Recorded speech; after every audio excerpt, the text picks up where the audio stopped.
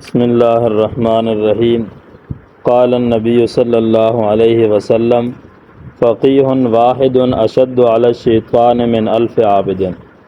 رسول اللہ صلی اللہ علیہ وسلم نے ارشاد فرمایا کہ ایک فقیہ زیادہ بھاری ہے شیطان پر 1000 عبادت گزاروں سے۔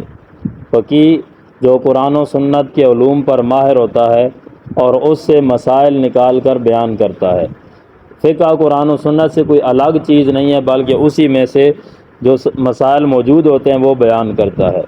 تو اگر اس کے مطابق ہوں تو اس کو دوہرا ثواب ہے، اور اگر غلطی ہو جائے تو اس کو محنت کرنے کا ایک ثواب مل جاتا ہے۔ یہ شیطان سے زیادہ بھاری کیوں ہے؟ اس لیے یہ عبادت گزار سے زیادہ بھاری کیوں ہے؟ اس لیے کہ عبادت کرنے والا وہ شیطان کی چالوں سے واقف نہیں ہوتا، جبکہ یہ فقیہ شیطان کی چالوں سے واقف ہوتا ہے، اس کے جالوں سے واقف ہوتا ہے، وہ اس سے بچ جاتا ہے۔ یہ نہیں کہ وہ عبادت نہیں کرتا، وہ باقی سے زیادہ عبادت کرتا ہے۔ طوبیٰ لمن وجد فی صحیفتہ استغفارا کثیرا، خوشخبری ہے اس شخص کے لیے جس نے اپنے نامہ اعمال میں زیادہ استغفار پایا، یعنی زیادہ کثرت سے استغفار کرتا ہے، اس کے لیے خوشخبری ہے۔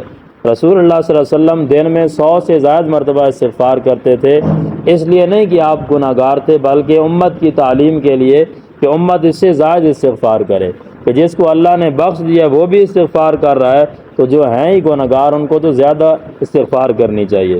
استغفار کی حقیقت یہ ہے کہ گناہوں پر ندامت ہو اور آئندہ نہ کرنے کا پختہ عزم ہو۔ وآخر دعوانا